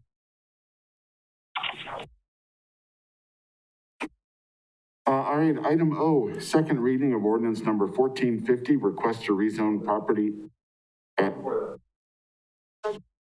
I'm sorry. Item N, I'm sorry, request to approve budget resolution number 01-2021, transferring $12,132 from the 205 fund balance, the 205 MRI program presented by Josh Miller, Development Services Director. Thank you, Mayor. And my explanation of the MRI program exceeded me in the presentation, so thank you, Tom. So basically, what happened is there was an applicant. He had submitted an MRI application in 2018. He built 2 duplexes, received some funding for that project. In 2019, he came back to build 3 more duplexes, and we did not receive an application, but he felt that he submitted the application. And so when we got to the end of the program, we basically didn't have enough money left to provide the full MRI payments to the gentleman. Based on the value created, he's looking at $16,368 in MRI payments. The remaining budget from the program is $4,236. So he presented this to the Economic Development Board. It originally began the discussion in December. We became aware of it last year, earlier in the year, but we wanted to see what kind of money we had left over before we could make the decision on what funding would be available. So overall, the MRI program, was a success. We had $293,000 we spent on the program, but it created over $11 million in new tax base. So this applicant through his 5 duplexes added over $900,000 in new tax base. He received just over $10,000 so far in the 2018 application, but he's looking to get his MRI application for 2020 or 2019.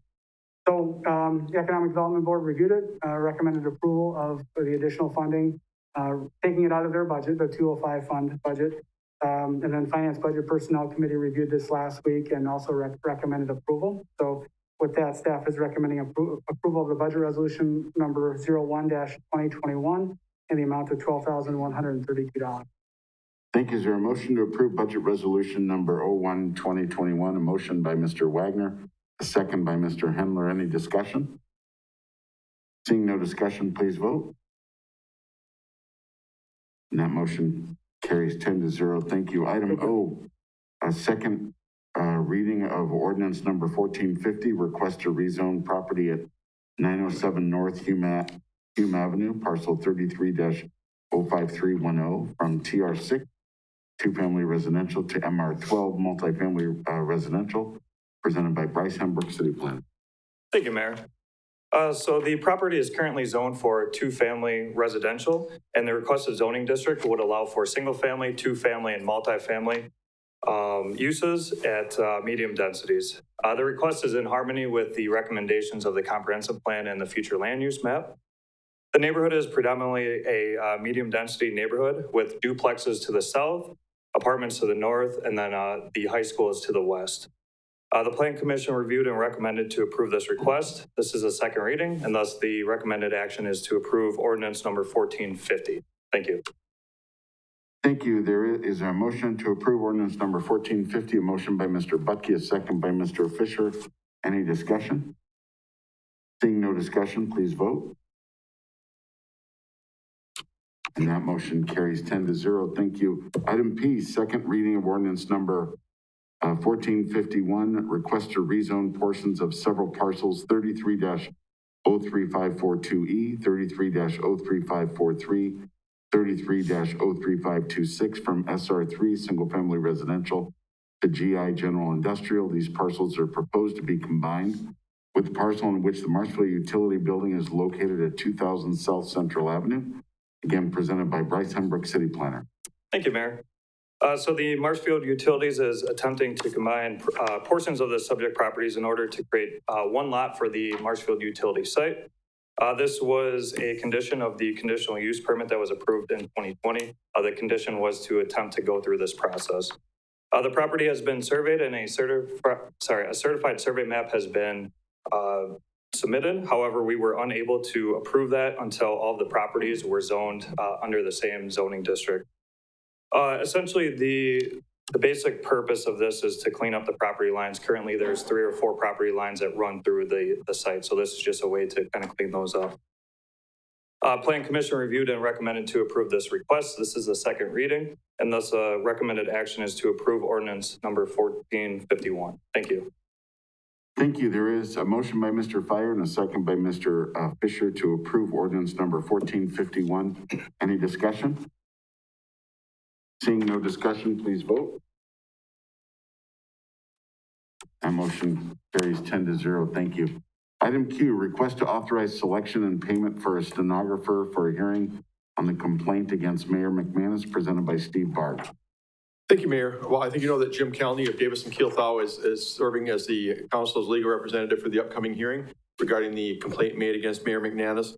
But outside of the contract we have with Mr. Calney, there is the need to secure the services of a stenographer to be able to take down all the information from the proceedings and also to make payment separately to that individual. So we look to have your approval for that. The city attorney has someone that he has secured, it appears, and maybe he can touch on that in a moment, but who would do the work. But I just want your approval to take that person on and to make payment for their services at the upcoming hearing.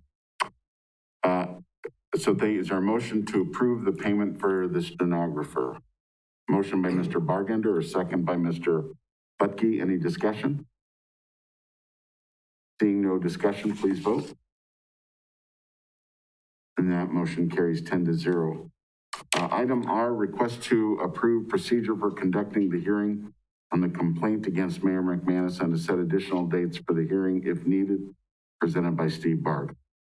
Thank you, Mayor. Well, at his previous appearance with us on Zoom, Attorney Calney did cover a lot of material. He talked about how a Chapter 17 hearing is to be conducted and all the different things involved with the procedures and making sure that due process is provided along the way. But I've been talking with him since. I know he's been talking with others, the city attorney and some of the principals in this matter about exactly what that boils down into in terms of a process, a procedure.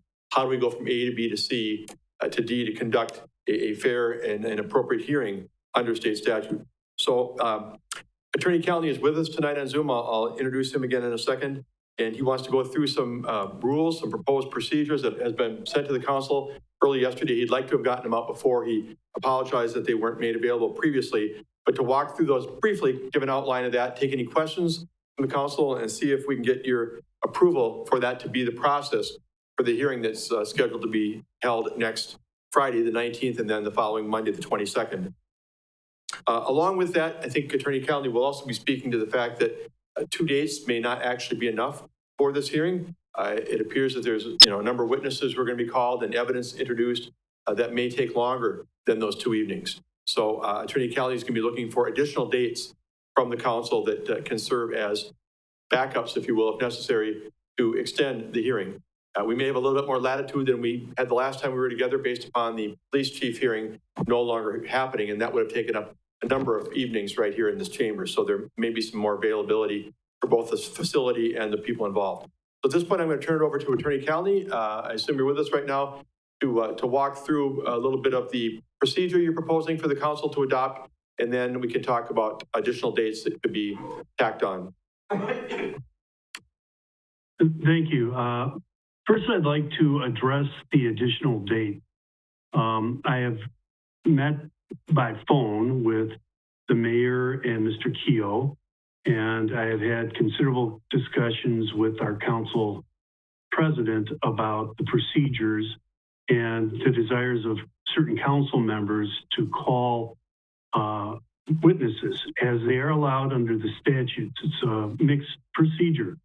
You have the general complainant who should be bringing forward some evidence to support what was alleged in the complaint. And then you also have the right of the common council to investigate. Specifically stated in the statute is the right to subpoena witnesses.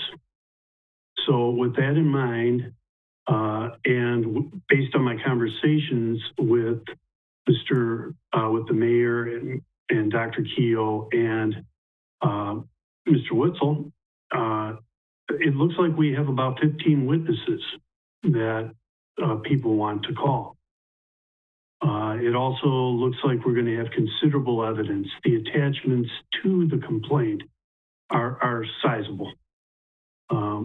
Given that, it strikes me it will not be easy to complete this in 2 days. In fact, I doubt that we'll be able to.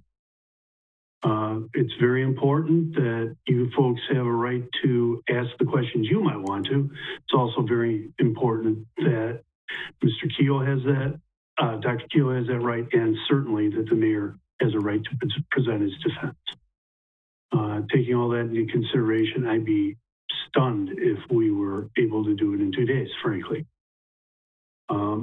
So with that in mind, I may be asking for a couple motions here. I may be asking you folks to try to establish another date. And I also want to go through the procedures, and actually there's a couple minor amendments I want to suggest to the procedures, and as I ask you to approve them. So let's look at the procedures. Basically, the introduction just states the law that where there are certain for-cause officers, those officers, and there's a verified charge filed against those officers, there is a hearing, has to be a full and complete opportunity to be heard and present a defense.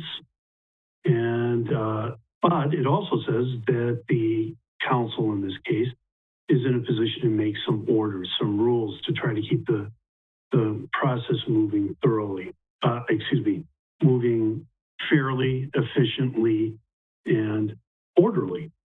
So that's what these rules are intended to do. I define the terms. We know what the charges are. I've explained those before. The charge party would be the public officer against who the charges are filed. The charging party would be the person filing the charges. And you'll note I have the definition of presiding officer. In this particular case, the mayor is the person that has been charged, and therefore he can serve, obviously, as the person that's running the hearing. So in this case, the president of the council would be acting in that situation, in that capacity. Normally, it would be the mayor. So this procedure is kind of designed for you folks to have in position if something ever again happens. So filing the charges, that initiates the whole process starting. That's happened in this case. And the presiding officer put the matter on the agenda of the Common Council to discuss, start getting ready. Normally, the city attorney would act as legal counsel to the Common Council, but in this case, there's some conflicts. So you appointed special counsel, which incidentally isn't unusual in these cases. Bond and expenses, as you folks know, and you've already acted on. There's a provision in the statutes that requires the posting of a bond or allows for the posting of a bond. In this case, you required it of Dr. Keogh, and you have the series, and it has been filed. The expenses occurred in the hearing are borne by the Common Council under the law. However, if the Common Council finds that the charges were frivolous, they can be charged against the person that brought them. Scheduling notice of charges and answer, the Common Council schedules the hearing. We've already done that. And we did take into consideration complexity and length of time.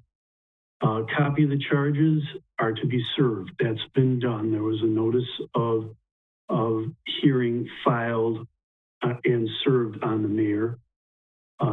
And then the mayor has an opportunity within 10 days to file an answer. The mayor has also sent a letter as an answer.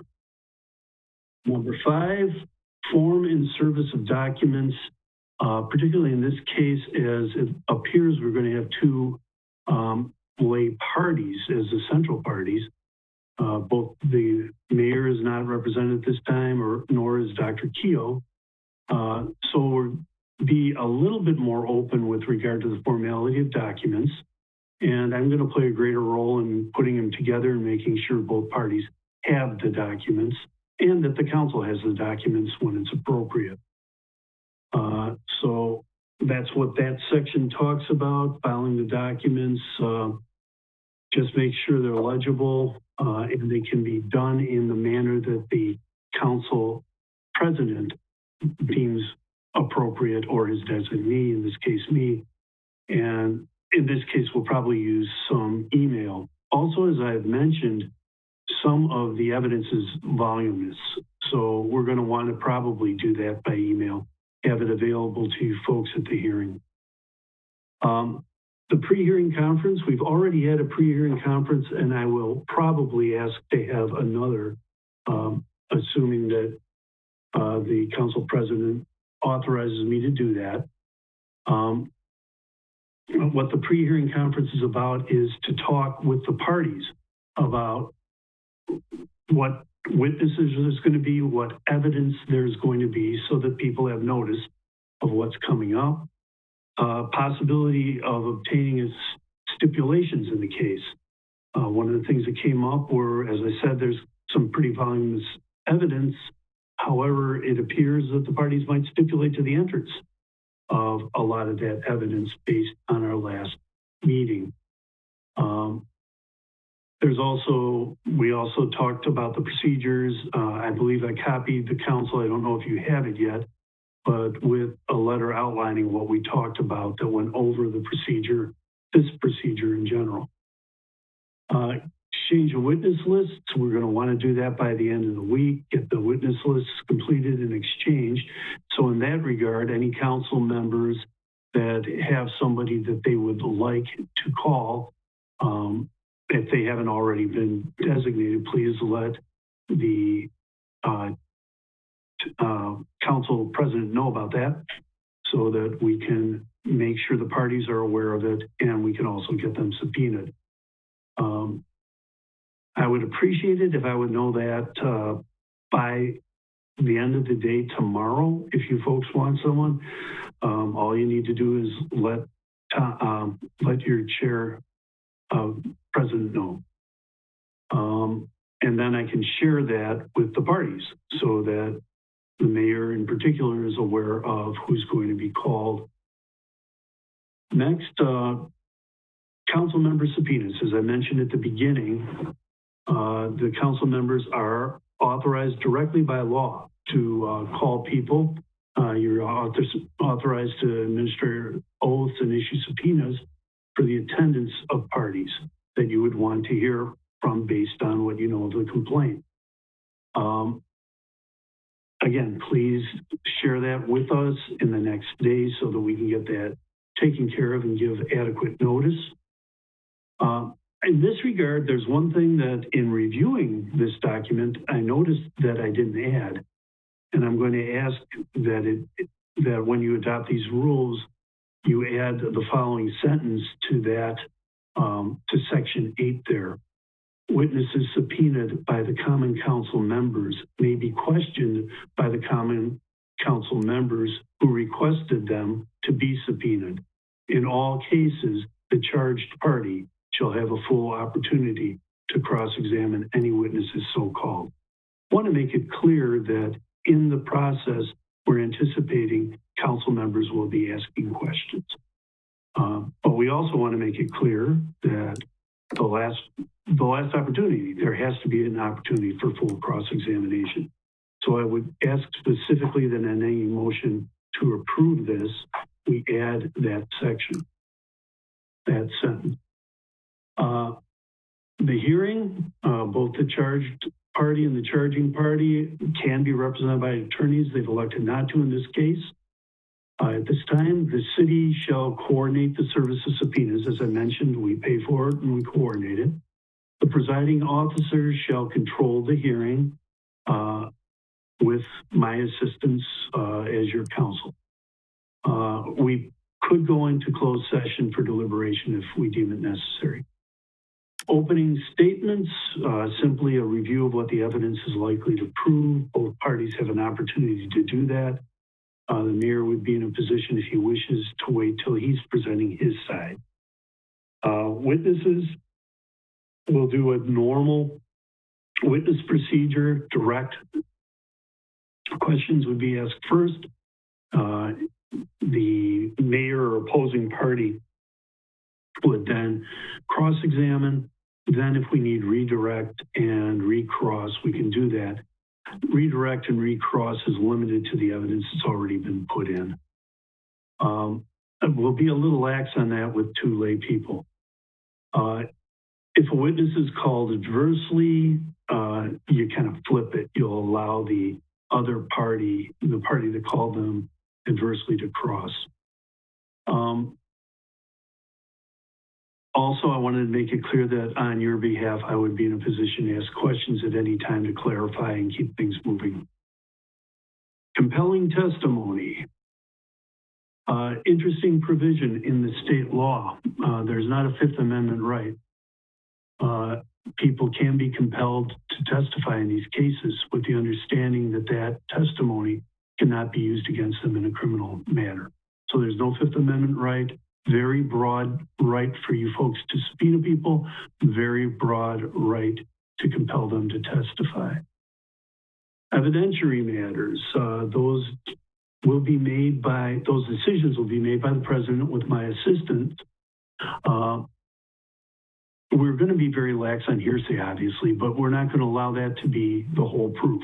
You still are going to have substantial evidence that what's in the complaint is proved, and that has to be sufficient in your minds to merit cause as defined in the statute and the removal.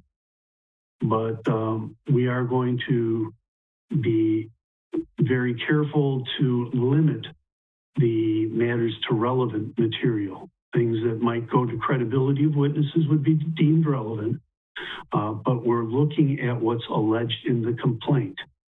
So that's going to be something that's going to some degree, narrow the testimony we'll let in. Also, we're not going to let the same thing come in over and over again. We reserve the right to cut that off. The burden of proof, I just kind of went over it. As to what's in the complaint, you're going to have to show good evidence that the allegations in the complaint were proved. And then the big issue is going to be the burden of persuasion, whether the charges as stated in the complaint and proved constitute a cause as provided in 1701. And there it is: sufficiency, neglect of duty, official misconduct, or malfeasance in an office. And then also implied by all that is that it's sufficient to remove from office. Argument. If we want, we can ask for written arguments if something comes up complicated during the hearing, some evidentiary matter, for example. We could ask for that. We don't have to. It's not necessary, but I wanted to make sure that if something unforeseen came up, we had that ability. Other than that, there will be a time for argument by Dr. Keogh and by the mayor at the end of the case, at the end of their respective cases, which would be the whole case. Order of the hearing: opening statements, presentation of testimony, first by the charging party, then by the charged party, opportunity for each side to present evidence and rebuttal if we deem it appropriate. Then there's going to be an opportunity for the counsel to review the evidence, review the witness, present their evidence. Closing arguments by both sides. And then the common counsel, of course, has the right to modify the order of testimony, make additional rules as they see fit as we go on. The important thing, the goal here is to make sure that there's sufficient evidence produced here to allow you folks to make an informed decision and allow the mayor to have a full opportunity to respond. Continuances, and this is kind of related to the extra dates. After the hearing commences, we can adjourn it if the council wishes to, schedule additional dates for hearings, schedule additional dates for deliberation, another thing you may be interested in doing after hearing the evidence. The hearing has to be transcribed by law, and I'm happy that we now have transcriptionist, the stenographer on. Extensions, modifications, you can extend or waive these rules at your option. You can promulgate rules as we go along, so long as they're reasonably consistent with notions of due process. Basis of the decision and vote, you have to decide this matter solely on the evidence produced at the hearing. That's one reason it may be a lengthy hearing. As I stated, there's a lot of evidence that you're going to want to take into consideration to be fully informed. Removal by the council, I think we're all aware of that, requires a 3/4 vote, which is 8 in this body. Disposition, if you determine that the elements presented meet the burdens of proof of persuasion, it issues an order. A certified copy of which, together with the transcript that's been transcribed to this hearing, will be then filed with the city clerk, making the removal effective. If it goes the other way, simply an order of dismissal. An appeal from the decision of the Common Council may be taken to the circuit court by cert. So that kind of does a full circle of what the procedure would be. I'd certainly be happy to answer questions on that. I do want to add one more thing that I almost missed. I think we should also insert a definition of days because we refer to a number of days, and days means calendar days. So I would ask for those two amendments. Number one, days are calendar days. Number two, the language that the witness is subpoenaed by the Common Council members, those members may ask questions, and that the mayor would, of course, have the right to full cross. Any questions on my ambling on there? Questions from the council? Yes. Yep. Mr. Witzel. Thank you. Just to clarify on that amendment to section 8, it almost sounded as though only the person requesting the witness is able to ask questions, but you're meaning that all members of the council are able to ask questions. So if there's things that come up, we want to get clarification, we can do that. Yes, that is my intent. But what I'm really looking at is there's been, when I met with the mayor and Dr. Keogh, I think there were maybe 9 witnesses altogether. Now we're up to 15. Those witnesses have been asked for by council members. I'm not completely sure what their testimony is going to be, and I can't expect Dr. Keogh or the mayor to be completely aware of what their testimony may be. So we may need right off the bat for whoever called the witness to clarify. This is why I called them. This is the direction we want the testimony to go. Just again, to give us some order. We will, all council members at the end of any testimony will have the right to ask questions. Thank you. That's covered by another section. So thank you for clarifying that. That's a good point. Any other questions from the council? Oh, there's one other thing I need to cover before I forget.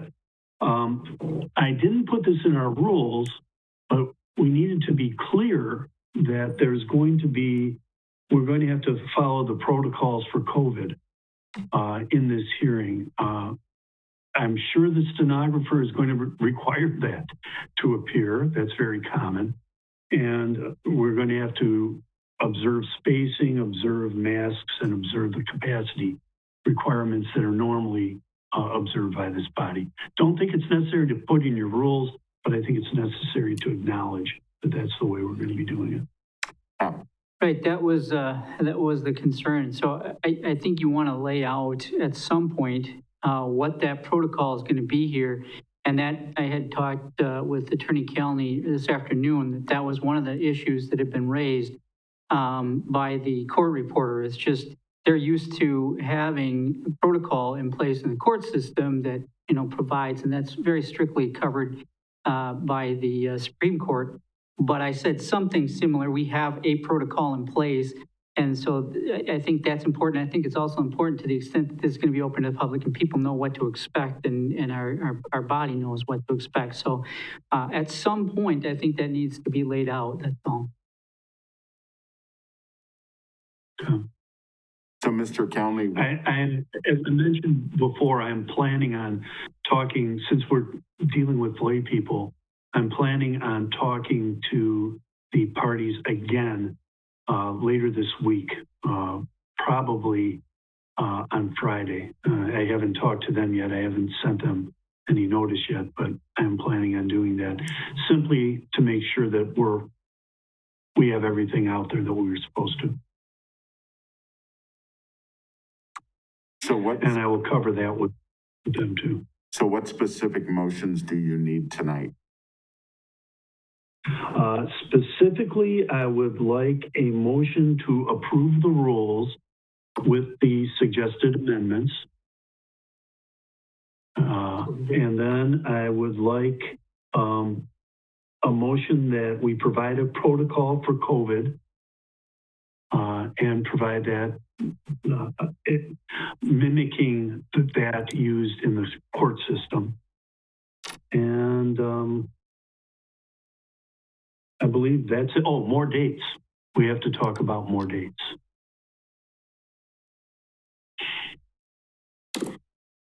So, Mr. Wagner. Thank you, Mr. Mayor. I'll get the ball rolling with, I make a motion that the order be approved as written, except with the exception of the two amendments, one concerning the definition of day as a calendar day and the other concerning council questioning of witnesses. There's the motion, and is there a second? Second by Mr. Hendler. Any discussion? Seeing no discussion, please vote. The motion carries 10-0. Is there another motion? This is still on that. She's working on the board.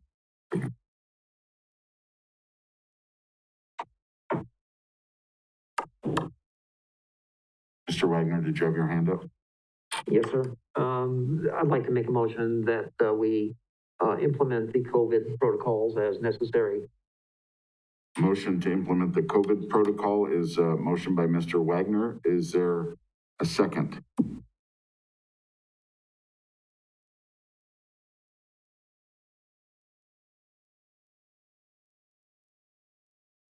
Mr. Button. Rosen, okay. So it was a motion by Wagner.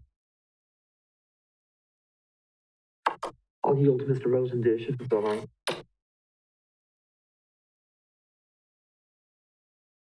But there is a motion and a second. Any discussion? Seeing no discussion, please vote. Motion carries 10-0. And then, Mr. County, your question of dates.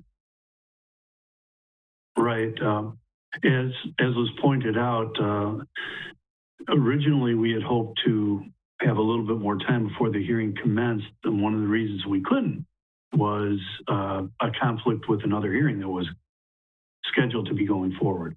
That schedule has been, that particular hearing has been settled, and there's some dates that may be available.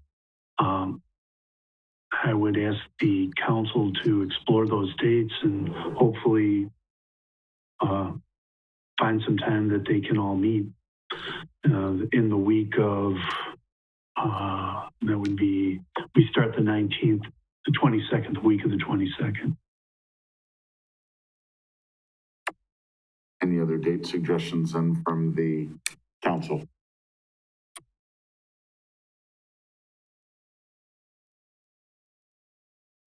Mr. Pesci.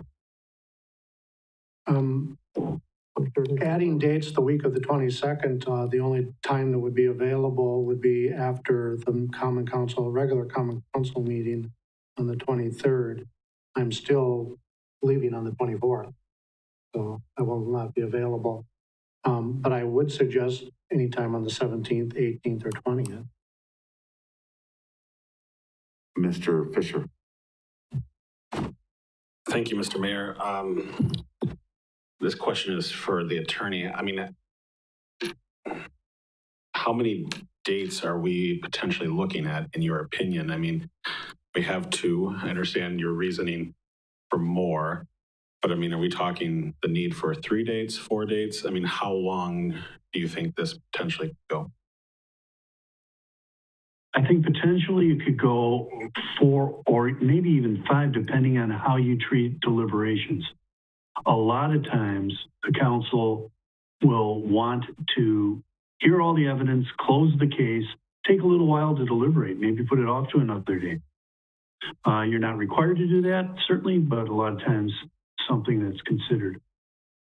It's hard otherwise to tell you how long it'll go. There's a lot of evidence. I think it may be stipulated. If much of it's stipulated in, it'll go faster.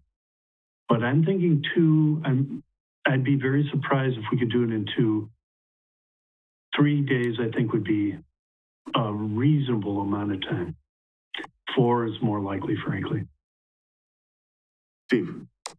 Thank you, Mayor. This won't accomplish the full goal that Attorney Calney is saying, but certainly we could, we have 5 Tuesdays in March. We could take action to move the regular council meeting from the 23rd to the 30th, assuming it doesn't conflict with any other business problems that would create in terms of things that need to be done by a certain date. That would free up the 23rd for day 3. But like I said, it won't get us to the finish line of what he's talking about.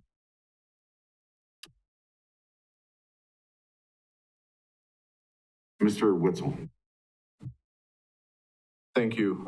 I was going to suggest the possibility of moving that council meeting and perhaps even starting a little bit earlier that particular day. I don't know what people's availability is with work, but starting at 4 or 5, giving us a longer evening, I think would be beneficial.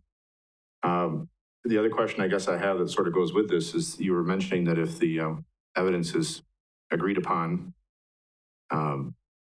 that would take a little less time. Does that mean that if that evidence is agreed upon and it ends up being distributed more quickly, or are we still not receiving evidence until the day of? You probably still should not receive the evidence till the day of because you want it to be part of the hearing record.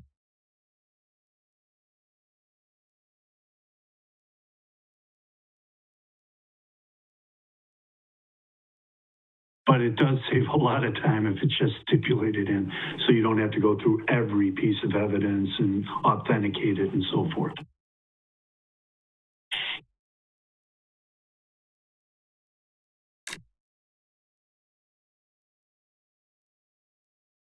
Mr. Wagner. Can you turn your mic on? Yeah, okay. Does anybody have any trouble with the 18th? 18th of March? Yes. We'd have trouble having given time to get the evidence out and make sure that everybody's on the same page with the evidence. Under the rules we have there, unless we want to amend that, we say we'll give 5 days notice, even though it is calendar days. We're already pretty much up against that.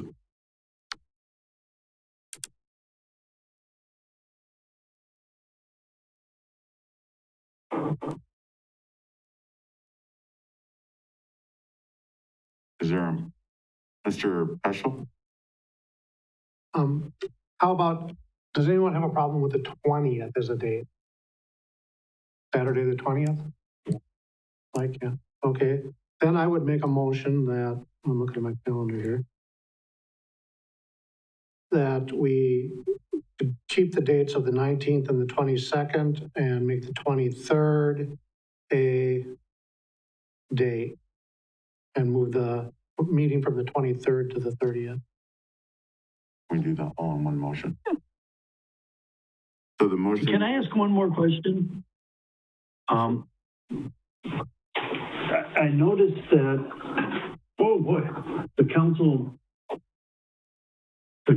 president mentioned that we could start earlier. Right now we have them scheduled at 6:30. Is there a problem with starting Monday's meeting at 5 too?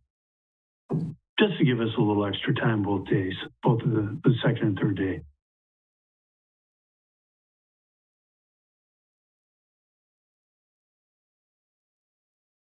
That should be. That's it. Do you need a motion for that, or can we just? You could make it if the mover is okay with that, I suppose you can make it, he could just insert that into his motion and that we start at 5 o'clock on the 22nd and 23rd. So do you want to amend that, Nick? So moved. Okay. So amended.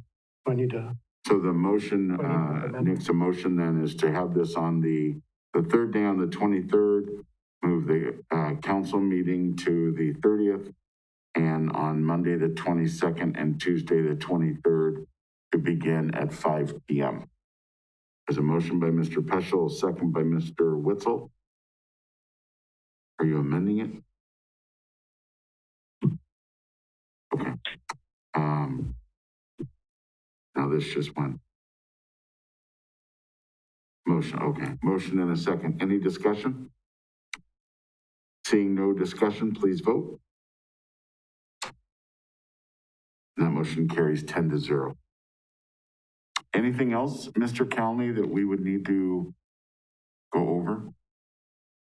No, that's all I had on my list here. Any other questions for Mr. Calney from the council? Nope. All right. Thank you very much. Thank you. Item S, review complaint made against a member of the Common Council presented by Tom Witzel, Council President.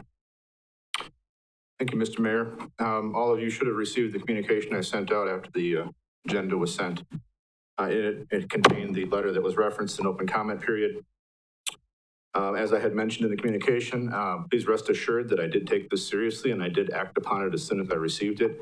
As a matter of fact, my first question to our city attorney was within 5 minutes of my responding to the complainant. So I guess at this point, I'm going to let App kind of talk a little bit about it, and then we'll see if there's any questions or thoughts or comments from the council. Yeah, I mean, I did look at this complaint, and, you know, when Tom got it, I thought it was appropriate for this to be in front of the council. But I will tell you, at least in terms of my reading through the complaint, and I went back and did look at the video from the council meeting, taking that meeting into account, the other references in the complaint that talked about some other meetings and things that were said, I don't have a great frame of reference for each one of those, but at least in terms of the meeting that evening, I didn't see something that would have amounted to any type of statutory violation or policy violation or municipal code violation. So I certainly have no basis to conclude that there was some type of violation for the body to act on. My view of this is that, you know, there was a suggestion that the individual felt mistreated and that the conduct was inappropriate. In many respects, that would be for this body to address if there was something that it felt was inappropriate, but we don't have a whole lot of guidelines in terms of that type of subjective analysis and how someone responds. The other thing is, at least with respect to that meeting itself, I didn't get from the content of the discussion, the statement that was given, that it was being directed towards any one particular person, at least from what I saw in the video. And I'm assuming some of you folks have looked at it, so I'm going to let you make that analysis. But that was my concern, that it wasn't really directed towards any one person. You know, and there is certainly the allegation that, you know, when we have an individual talk to or whatever, and again, I think I didn't see that in that video, but, you know, the idea that someone would be discouraged from talking. I will say, you know, I've sat here with the city as legal counsel for, I don't know, at least 26 years. The one thing about the city that I am proud of is the fact that one or two people make a difference here. I have seen that happen in terms of policy. I've seen that happen in terms of project. And so I think that, you know, the fact that someone would feel, you know, that they couldn't do that, that's certainly something for the body to look at. But I think that's really a subjective thing for you folks to talk to. And I don't have an idea on how to tell you to apply something like that objectively. So at least from my point of view as legal counsel, I couldn't find anything objective to tell you, you know, here's a violation or you need to do something or how that would apply, even in terms of policy.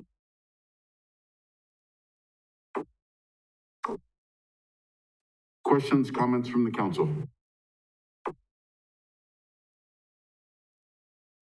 Mr. Rosendich? I do have a question for Mr. Witzel. When we had the complaint against the mayor, about a month ago, you did do a follow-up to Andy Keo about what he wanted to be done with the complaint. Did you do the same thing with this complaint? This complaint was received differently than that complaint. That complaint was a certified complaint that had been notarized and was received as such. According to Mr. Wolfgram's recommendation, I did follow up for additional information and received that. This was not received the same way. This was sent as an email. And again, based on legal counsel, I did not follow up specifically with that, but instead was directed that it needed to be in front of this council to discuss, which is why it is. And so that's where we sit now. All right, thank you. Any further questions, comments from the council? Mr. Fisher. Yeah, I would like to make some comments. I have been thinking about this since I got the email, and I really struggle with some things here. First and foremost, I will say this: I am, as someone who's made public comments before, it's never easy. I remember my first public comment, and I forgot to say my name and I forgot to say my address. And when the mayor corrected me, I felt this small. So I admire anybody making public comments, and I admire the courage, the process, the willingness to make themselves heard. In our culture today, we talk about freedom of speech. We talk about having freedom to speak, to believe. And I struggle, and I'm going to say this, there's a lot of things on a daily basis I hate listening to and I hate hearing and offend me. But the principles that I believe this nation was built upon were principles to have that freedom to offend me. And I can understand, if someone is offended, but I believe with my entire being that the person has the right to offend me. They have a right to say things. And I believe that's what our country was built upon. And so for me, and I'm going to be very transparent with you, in good conscience, I couldn't agree to pursue this complaint because even if any one of my colleagues said something that I truly believed was offensive to me personally, I believe they have that right. And I know even the mayor, and I agree with the mayor on, I believe last month on the Insight program talked about, and I believe you used the term cancel culture, and I agreed with you. People are trying to stop others from having their opinions, and I think that needs to stop nationwide, and I think it needs to stop even locally. We have to be able to disagree with someone and let them have their piece, let them have their say. So I'm just going to go on record saying that I cannot support pursuing this complaint. Thank you. Mr. Bargender. Thank you, Mayor. I also reviewed the video of the meeting that Mr. Hiller has referred to during his public comments. I did not hear any verbal assaults against Mr. Hiller or anyone else at that meeting.